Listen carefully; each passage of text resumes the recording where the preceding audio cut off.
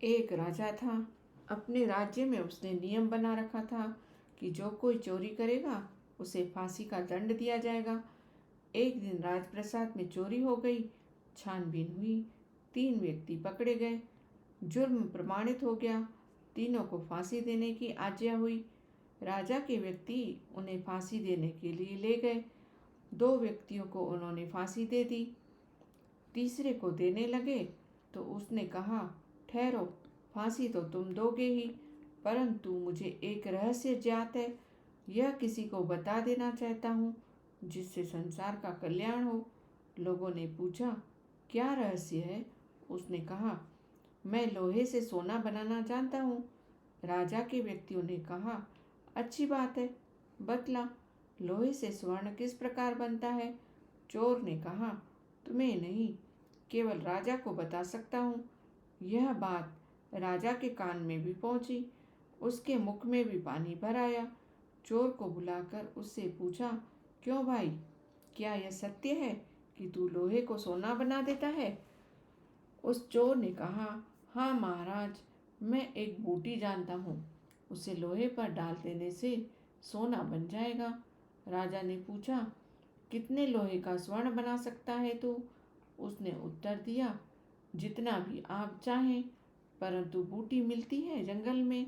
आप मेरे साथ 2 आदमी भेज दीजिए, मैं बूटी लेकर आता हूँ। आप लोहा एकत्र करवाइए, राज्य भर के लोगों को भी एकत्र कराइए, मैं सबके समक्ष सोना बनाकर दिखाऊंगा। बस फिर क्या था, वह गया सिपाहियों के साथ वन में। यहाँ राजा के महल के बाहर राज्य भर का लोहा इकट्ठा होने लगा। जिसके पास जो वस्तु लोहे की थी वह उसको ही उठा लाया। कई कई मन के बाट, तराजू, लोहे की छड़ियाँ, लोहे के शहतीर, चिमटे, खंबे, बर्तन, बाल्टियाँ, डोल सब इकट्ठे हो गए। कई लोगों को दूसरी वस्तुएं नहीं मिली तो वे ताले, चाबियाँ, कील, सलाइयाँ ही उठा लाए। सभा लग गई, सब लोग एकत्रित हो गए। कृषक भी आ गए, दुकानदार भी, ठेकेदार भी, मंत्री और राज्य कर्मचारी सब इकट्ठे हो गए।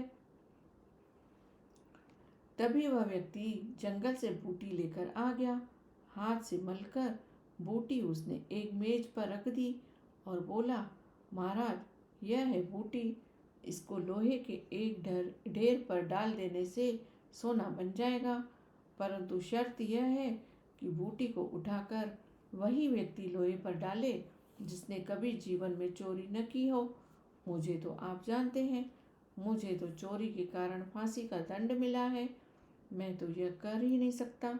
बड़े बड़े मंत्री, पदाधिकारी, राज्य कर्मचारी और अन्य लोग यहाँ विद्यमान हैं, उनमें से ऐसे मिल जाएंगे जो इस बूटी को लोहे पर डाल सकें।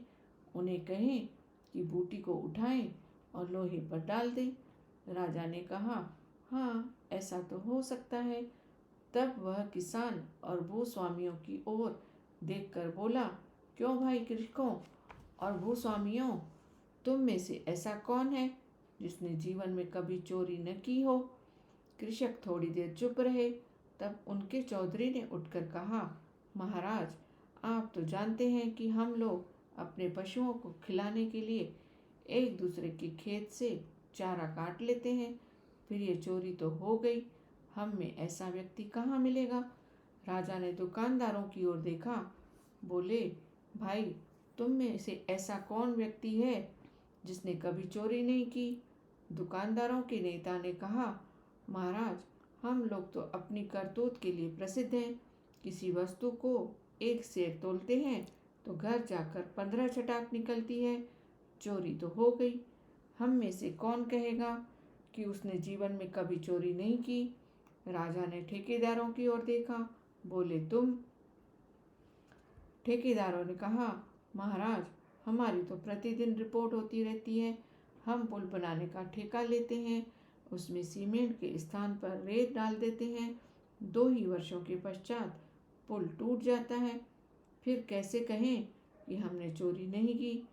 राजा ने राज्य कर्मचारियों की ओर देखा तो वे बोले, महाराज, आप वेतन देते हैं थोड़ा, फिर भी हम बड़ी बड़ी कोठियाँ बनवाते हैं। वे जिस प्रकार बनती हैं यह सब आप भी जानते हैं और हम भी। फिर कैसे कहें कि हमने चोरी नहीं की।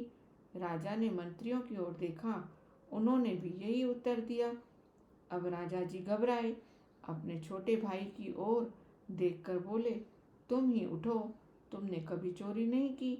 भाई ने कहा, महाराज सच्ची बात यह है कि एक बार चोरी मैंने भी की थी। मैं जब प्रिंस कॉलेज में पढ़ता था तो मेरा मित्र एक बहुत ही सुंदर पुस्तक खरीद कर लाया। बहुत सुंदर चित्रों की पुस्तक थी वह। मित्र दूसरे कमरे में गया तो मैं उसकी पुस्तक उठाकर चला आया। मुझसे यह कार्य नहीं होगा।